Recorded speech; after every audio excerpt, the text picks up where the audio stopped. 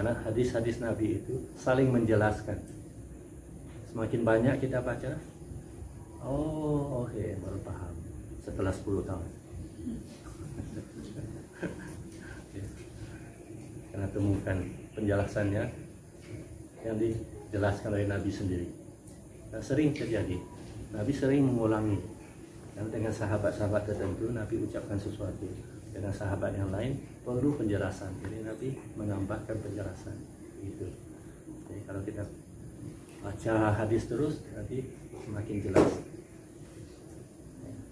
Kalau kita baca satu-satu saja sering salah paham.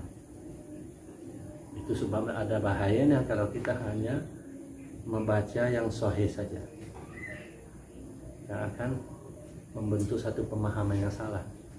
Karena yang hadis yang kurang sahih itu terkadang hadis yang dhaif itu menjelaskan hadis yang sahih. Ya. Jadi harus baca. Kenapa Bukhari menghafal lebih dari 200.000 hadis yang tidak sahih? Karena menjelaskan hadis yang sahih. Saya boleh menghafalnya. Berarti ada baiknya. Jangan dibuang hadis yang tidak sahih. Ya. Yang menjadi penjelas. Ya. Dibaca juga. Karena hadis yang sahih diperlukan untuk hukum. Ya. Tapi kalau untuk memahami lebih mendalam itu baik. Tidak bisa dijadikan sebagai hujjah. Hujjah harus sahih. Dan itu ada tingkatan-tingkatannya. Dan terkadang ada hadis yang tidak sahih tapi menjadi sahih di ghairihi, karena ada hadis lain yang sahih. Ya, dinamakan sahih di ghairihi. Nah, ada yang lain. Berarti jangan buang yang tidak sahih. Ya, sebagaimana sebagian ya, hanya mau sahih saja. Ya, itu terlalu fanatik. Kalau memang tidak boleh, kenapa dihafal? Bukhari itu mengumpulkan ya, Sahih Bukhari, tapi ada banyak buku lain yang beliau kumpulkan. Dan di dalamnya banyak hadis yang tidak sahih. Seperti Adabul Mufrad. Ya, banyak hadis yang tidak sahih. Tapi kalau kita baca dengan teliti, beliau gunakan itu karena menjelaskan. Paham sekarang? Itu karena dia sudah merasakan benarnya ucapan Nabi. Yang membuat hadis tidak sahih itu perawi. Ya. Perawi yang menyampaikan. Ya. Jadi akhirnya divonis tidak sahih. Jadi semakin tidak bisa diandalkan, semakin kurang derajat hadis. Bukan karena matan hadis itu, isi hadis itu.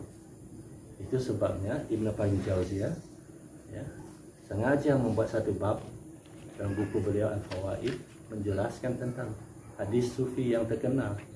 Man arafa nafsahu faqad arafa rabbah. Memang dari segi perawi tidak sahih. Sampai ada yang mengatakan itu maudhu, palsu. Tapi beliau meyakini isinya itu benar, matannya benar, sehingga beliau menulis satu bab.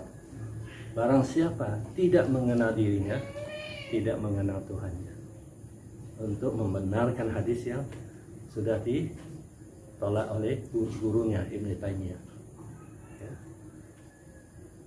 Begitu caranya. Ya. Berarti hadis itu tidak ditolak oleh semua ulama. Memang dari segi perawinya memang tidak sahih, tapi matanya, isinya sahih. Sampai sekarang masih diperdebatkan itu, ada tuntunan ilmu walaupun sampai ke negeri Cina masih dibahas. Karena dari segi matanya tidak sahih, apa segi perawinya tidak sahih. Tapi ya segi matanya sahih. Nah itu jauh sekali waktu itu. Nah sulit sekali.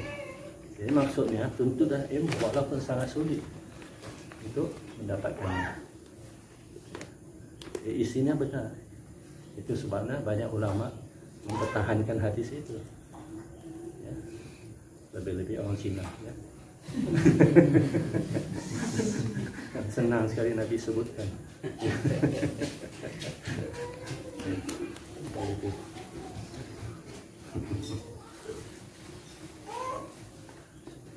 Nah, itu satu ya, penghormatan terhadap bangsa Cina disebutkan untuk ilmu walaupun harus sampai ke negeri Cina. Nah, ada yang menjelaskan itu karena Cina itu sangat ulet, ya, sangat rajin. Ya, jadi tentu tak ilmu seperti orang Cina, sungguh-sungguh. Ya. Banyak penjelasannya. Ya, itu semuanya rasa. Ya. Jadi menerima Quran, menerima hadis itu jangan hanya secara harfiah saja, harus ada rasa juga. Ketika ada rasa, nanti akan melihatnya dengan cara yang berbeda.